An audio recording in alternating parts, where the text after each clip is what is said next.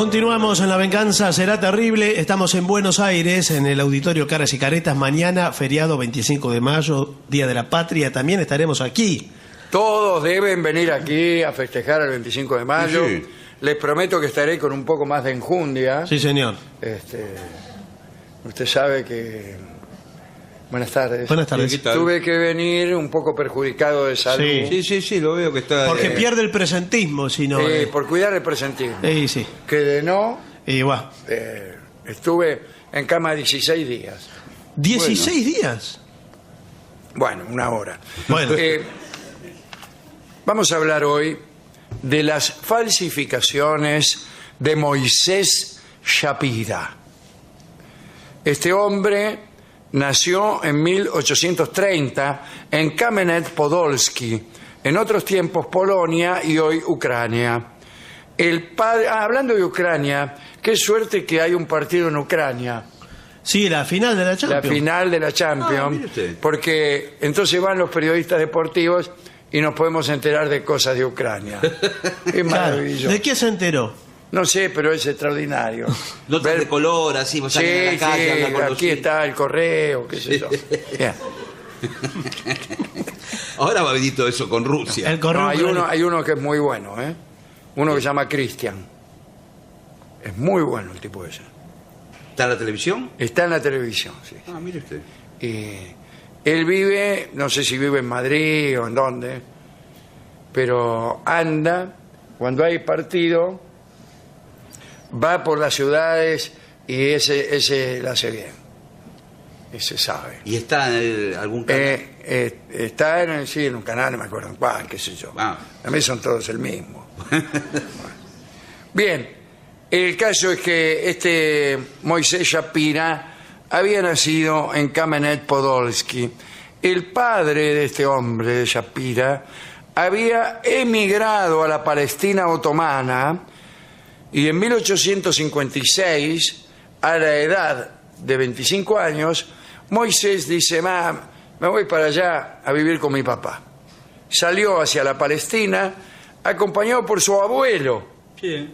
Pero el abuelo se murió en el camino. ¿Vio cómo son los abuelos? Bueno, señor, no lo puedo calcular. En aquel viaje, Moisés entró en contacto con muchos misioneros cristianos que iban a Tierra Santa y que en la travesía tenían permanentes discusiones sobre religión. Y en medio de aquellos tumultos de razonamientos, peleas, discursos solemnes, Shapira, que era judío, se convirtió al cristianismo. Le dice más... No, así no, señor, con más convicción. Y llegó a Jerusalén, fue parte de la comunidad anglicana que andaba por ahí, y en 1861 puso un negocio de chucherías en medio del barrio cristiano, justamente en la calle de los cristianos, que queda en el barrio de los cristianos. Sí, bueno, muy bien. Por eso se habrá hecho cristiano. Bueno, ahí vendió los recuerdos religiosos usuales que le gustaban a los peregrinos, ¿no? Rosarios, ceniceros, papiros, rollos, Biblias, retazos de santos sudarios, todas esas cosas. Un día apareció cerca de su boliche un ñato, un beduino que traficaba antigüedades. Tenía encima, quiero decir, llevaba con él, una piedra negra muy grande, con inscripciones del tamaño de una lápida. Y era ni más ni menos que la llamada Estela de Meshá. ¿Cómo le va, Estela? Bien. Una pieza arqueológica del siglo IX a.C. Se trata en realidad de una piedra de basalto negro que muestra una inscripción del rey moabita Meshá.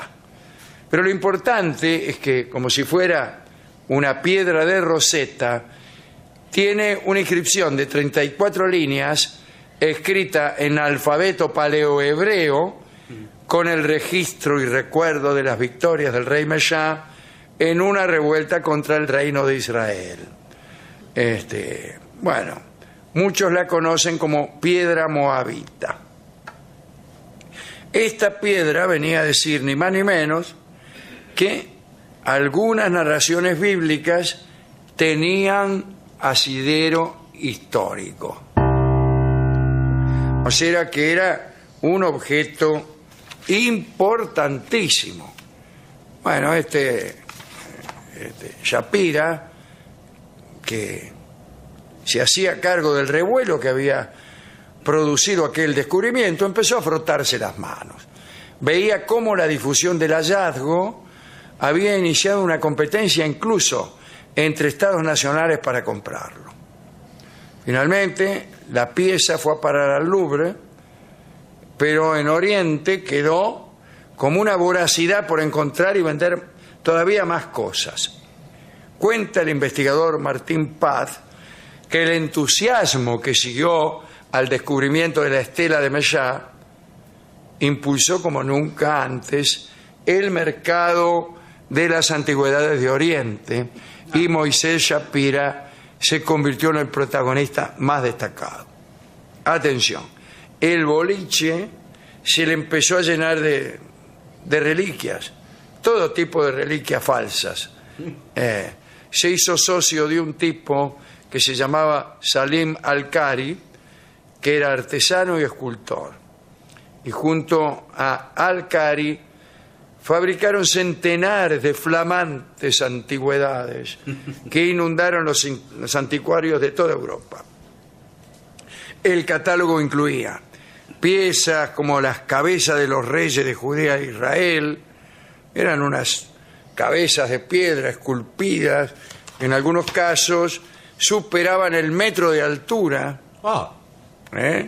Bueno, estaban muy adornadas, etcétera. Algunos de los objetos incluían inscripciones indescifrables que luego se comprobó eran imitación de los signos y el estilo de la famosa estela moabita. Moisés Shapira, para despejar la suspicacia, veo como la gente, llegó a organizar expediciones al desierto en las que, ante la deslumbrada presencia de los compradores, descubría abundantes yacimientos cuidadosamente plantados en los días previos. Claro. Muy bien. El primer gran golpe lo dio en 1873. Como supo que los directivos del Museo de Berlín se habían quedado con la sangre en el ojo porque el Louvre se había apropiado de la estela de Mesha, les informó que se había producido un enorme descubrimiento. No, mentira, ¿no? Un enorme descubrimiento y que guardaba piezas de enorme valor histórico. Resultado, los alemanes se apresuraron a comprar toda la colección Shapira antes que sus rivales. Le vendió al Museo de Berlín 1.700 objetos de arcilla por miles y miles de taleros, que no sé cuánta guita es. ¿Cuánta guita es un talero? Y deben ser 1.300 pesos de hoy. Qué preciso. Yo creo que más o menos. Lo que pasa ahora con esto del dólar Claro. y... Claro. No sé. Sí, sí. Bueno, estas piezas que a la luz de hallazgos posteriores serían descartadas por cualquier iniciado como torpes falsificaciones, en su momento, y ante la falta de parámetros de confrontación, dieron lugar a un intenso intercambio de especulaciones entre los estudiosos. Y aquí apareció en escena otro niato. Charles Clermont-Ganneau, un arqueólogo especialista que laburaba en el Louvre, convencido de que todo aquello era una estafa, Claro, el tipo sabía. inició una investigación. Tendió trampas, todo eso, ¿no? La conclusión de esta pesquisa, no petiza, No, pesquisa. sí, era no. un hombre el tipo y era alto. Sí, sí. Y nada más lejos de una petiza que el señor Charles Clermont-Ganneau. Bien, el caso es que después de esta pesquisa se determinó que todo era fabricado por un equipo de artesanos en el taller de este Salim Al-Qari y que eran envejecidas mediante un tratamiento consistente en sumergir todas las piezas durante algunos días en una sopa de porquería salitrosa. Aunque Clermont-Ganneau estaba convencido de haber llegado a la verdad, al momento de hacerla pública, todos los informantes que él había tenido se retractaron. Ah, mire usted. Dijeron, no, yo no dije nada, no sé nada. Rechazaron las acusaciones Claro. y el francés quedó en ridículo. El segundo golpe de Moisés Shapira sucedió en Inglaterra. Se presentó Shapira en el Museo Británico diciendo que tenía un tesoro. Buenas tardes, Museo Británico. Sí, ¿qué tal? Tengo un tesoro. Ah, bueno, vino al lugar indicado. Tengo en mi poder el manuscrito bíblico más antiguo del mundo. Un juego de pergaminos que tiene toda la Torá, pero es distinto al que conocemos. Y este es el verdadero. Por ejemplo, tiene un 11º mandamiento. ¿En serio? Pero qué raro. Mandamiento 11. No aborrecerás a tu hermano en tu corazón. Yo soy Dios, tu Dios. Qué raro que tenga uno de más. Y bueno, porque este es el verdadero. Todos los otros que ustedes vinieron comprando hasta ahora. ¿Qué ¿Qué? mandamiento? Dijo el Si tipo. lo tenemos a Felipe Piña Los acá. estuvieron engrupiendo durante 20 siglos. No, señor, O acá. 30. Si lo robamos con nuestras propias manos, ¿qué nos van a Bueno, engrupir? Shapira dijo que el manuscrito había sido descubierto por tribus beduinas en una cueva con vistas a Wadi Mujib. El texto, dijo Shapira, era muy diferente al usado en iglesias y sinagogas. Así que, guarda. Antes de aceptar comprar los rollos, el Museo Británico contrató a Christian David Ginsburg, uno de los grandes eruditos bíblicos de la época, para autenticar el manuscrito. Y Ginsburg lo dio por válido. Bueno, entonces, el primer ministro Gladstone promediaba su segundo mandato y el Museo Británico anunció con toda Y claro. grandilocuencia que habían comprado unos pergaminos con una variante desconocida de los 10 mandamientos. ¿Te imaginas la gente? Excitado por esta noticia, Gladstone, que era un religioso ferviente, aplazó todo asunto de Estado Sí. para ir él mismo al museo. Y ya estaba lleno de Claro, curiosos, me imagino, una eruditos, atracción mundial. toda una conmoción mundial. Cuando el experto francés, el ya conocido Charles Clermont-Ganneau, supo que Moisés Shapira estaba detrás de aquella exhibición organizada por el Museo Británico, rajó de inmediato a Inglaterra. Al llegar al museo, pidió permiso para examinar aquellos pergaminos y, qué sé yo, tal vez por una cuestión de rivalidad entre museos, porque Clermont-Ganneau era del Louvre, o quizá previendo el escándalo que se avecinaba, las autoridades le negaron acceso a este material. Horas más tarde, el mismo Ginsburg, el tipo que había dejado pasar por verdaderos a los escritos, organizó otra comisión para examinarlo mejor. Ahí saltó el... Después de 4 semanas, apareció Ginsburg con otro veredicto. El manuscrito era falso. Más tarde, Clermont-Ganneau demostró que el cuero del pergamino estaba posiblemente cortado del margen de un pergamino yemenita genuino, pero era un pedazo de otro. Nadie pudo pedirle explicaciones a Moshe Shapira. ¿Por qué? Porque cuando estalló la controversia se había rajado. Versiones de la época dejaron trascender que Shapira había cobrado 1 millón de libras esterlinas por esos pergaminos que tanto desilusionaron a Gladstone, el primer ministro inglés. Cuando se divulgó por todos lados, Shapira fue expuesto a la humillación pública. y escribió unas cartas pidiendo perdón.